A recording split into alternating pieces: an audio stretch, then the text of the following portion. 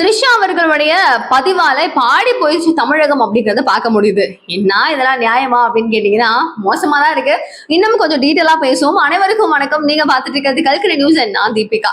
இப்போ த்ரிஷா அவர்களுடைய பதிவு என்ன ஆயிடுச்சு அப்படின்னு கேட்டீங்கன்னா, எப்பா நீ கொஞ்ச நேரம் சைலண்டா இருங்க, இந்த பர்த்டே முடிஞ்சிட்டும் முடியற வரைக்கும் எந்த இடத்துல எந்த ஃபயரும் எந்த விதமான கோளாறும் நடக்கவே கூடாது, சிம்பிளா சைலண்டா ஐடியலா போய்கிட்டே இருக்கணும் அப்படின்னு சொல்லி நடக்கும் போது கரெக்டா ஒரு போஸ்ட் டிங்னு வருது. என்னடா இது அப்படின்னு சொல்லி பார்த்தா, to the person who makes it all worth it அப்படின்னு சொல்லிட்டு ஹாப்பி பர்த்டே அப்படின்னு சொல்லிட்டு 0000 அப்படின்னு சொல்லிட்டு தனது பிறந்தநாள் வாழ்த்தை தெரிவிக்கும் விதமாக த்ரிஷா அவர்களுடைய போஸ்ட்ல நம்ம முதலமைச்சர் விஜய் அவர்கள் இருக்கிற மாதிரியும் 5 விதமான கேக்கு முன்னாடி இருக்கிற மாதிரியும் பக்கத்துல த்ரிஷா அவர்கள் அமர்ந்து இப்படி பார்த்துட்டு இருக்க மாதிரியும் ஒரு போஸ்ட்டுங்க.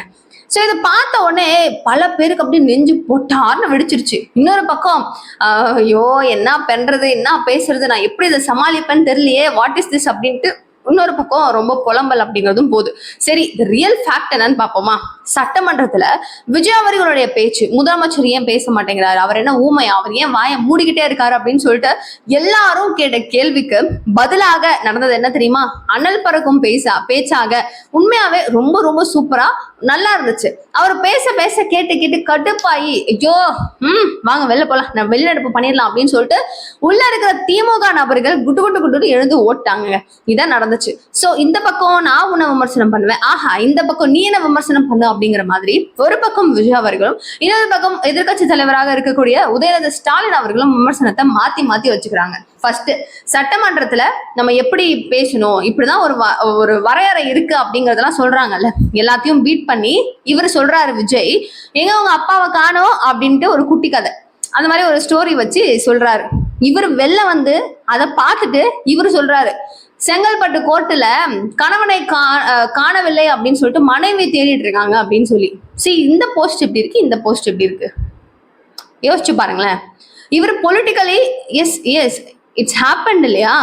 அங்க ஸ்டாலின் அவர்கள் இல்ல, உங்க அப்பாவை காணோம் அப்படின்னா எஸ் அவர் காணோம், தோர்த்துட்டாரு இல்லையே அவரு, அத சொன்னாரு.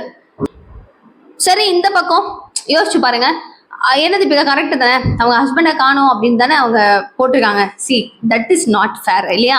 அவங்க மனைவியும் கணவனும் எனக்கு வேணாம் அப்படின்னு சொல்லிட்டு 2 பேரும் சேர்ந்து ஒரு மனதோடயோ எப்படியோ விவாகரத்து அப்படிங்கறத அப்ளை பண்ணி செங்கல்பட்டு கோர்ட்ல போயிட்டு இருக்கு.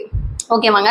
இது ஃபுல் அண்ட் ஃபுல் இது வேற, இது பொலிட்டிக்கலா பேசிட்டு இருக்காங்க. This is totally personal thing. அதை எதுக்காக உதயநிதி இப்படி பேசணும் அப்படின்னு சொல்லிட்டு ஃபுல்லா ஒரு ஃபயர் மேல ஃபயர் அப்படியே அடிச்சு விட்டுக்கிட்டு நேற்று ஃபுல்லா இதேதான் முழக்கம் மேல முழக்கமா அப்படியே போச்சு. த்ரிஷா அவர்களுடைய போஸ்ட் வருது, மொத்தமா காலிங்க, டோட்டலா காலிங்க. யோசிச்சு கூட பார்க்கல. அதை வச்சு ட்ரோல் மெட்டீரியல்ஸ் அப்படிங்கிறதும், எல்லாரும் கழுவி ஊத்துறதாகட்டும், நிறைய பேர் சூப்பர் அப்படின்னு சொல்றதாகட்டும், எங்க அண்ணின் பேசுறது, அக்கா நீ தயவு செஞ்சு ஒரு விட்டு ஓடிடுன்னு சொல்றது, இந்த மாதிரி பல விதமான பல தரப்பு மக்களுடைய விமர்சனங்களை பார்க்க முடிஞ்சுது.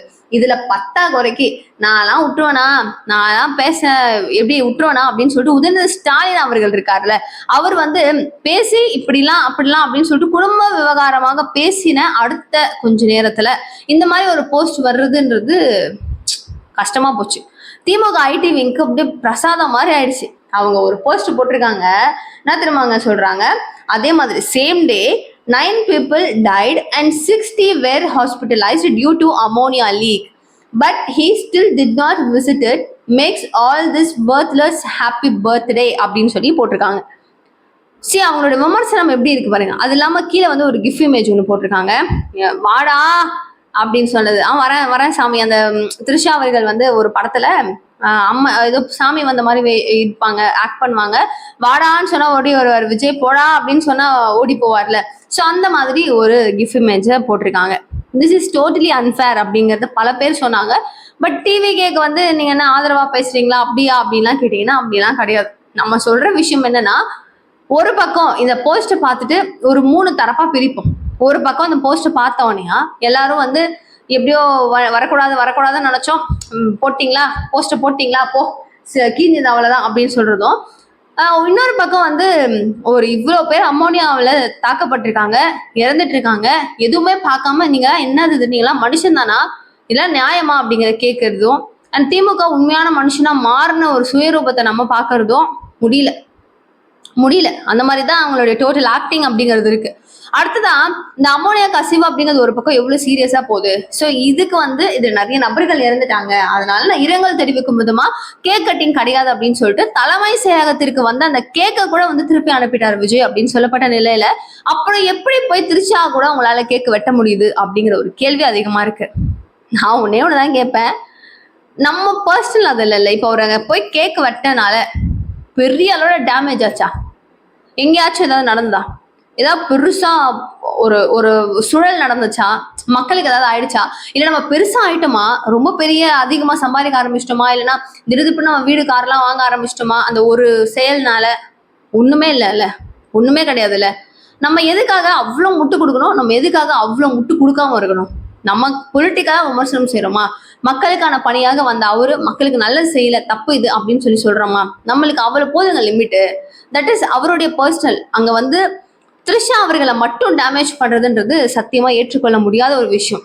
அக்கா ஏன்க்கா நீங்க வந்துட்டீங்க, அண்ணன் விட்டு போங்க, வேணாம் நீங்க அப்படின்னு சொல்றதும், ஏஐ மூலமாக கிரியேட் பண்ணக்கூடிய இமேஜ், அந்த கேக்கெல்லாம் நசுக்கி தூக்கி அப்படியே போட்டு த்ரிஷாவை வெளில பிடிச்சி தள்ளுற மாதிரி, விஜய் அவர்கள் தயவு செஞ்சு வெளில போன்னு சொல்ற மாதிரி, அவங்க அப்பா அம்மா அவங்க ஃபேமிலியோட கேக் வெட்டுற மாதிரி, அவங்க மகள் அதெல்லாம் நடந்துட்டு தான் நல்லா இருந்திருக்கும் தான். அவருக்கும் அது எதுவுமே தெரியாம இது எதுவுமே நடக்கல. கரெக்டா த்ரிஷா எல்லாமே புரிஞ்சு அவங்க ரொம்ப தெளிவா இருந்து, எதுவுமே அப்படி கிடையாதுல்ல. அவங்க ஒரு குட்டி குழந்தையா இருந்து இவரை கடத்தி தூக்கிட்டு போயிட்டு கேக் வெட்டுன்னு சொல்ல முடியாது.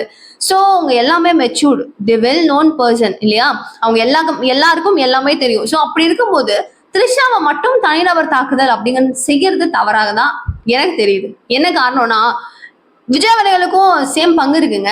அவர் மட்டும் நான் சூப்பருங்க நான் எஸ்கேப்னு சொல்லிட்டு போயிட முடியுமா என்ன? ரெண்டு பேருக்கும் சம அளவுல இருக்கு பங்குங்கிறது, சம அளவுல இருக்கு. ரெண்டு பேருக்கிட்டையும் இருக்கு தப்பு. அப்ப எப்படி இருக்கணும்? ரெண்டு பேரையும் விமர்சனம் பண்ணுங்க, ரெண்டு பேரையும் திட்டுங்க, ரெண்டு பேரும் என்ன வேணா சொல்லுங்க. அதெல்லாம் பண்ண மாட்டேன், ஒரு நபரை மட்டும் தான் நான் பேசுவேங்கிறது தட் இஸ் டோட்டலி அன்ஃபேர். சுத்தமா சரியில்லை.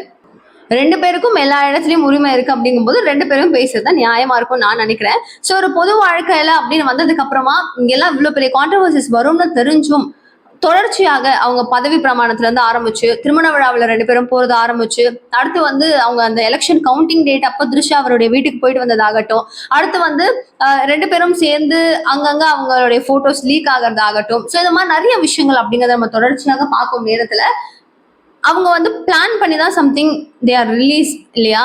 நம்ம அதை பார்த்து லூசுத்தனமா பேசிக்கிட்டு நோ டைம். நம்மளுக்கு நிறைய வேலை இருக்கு.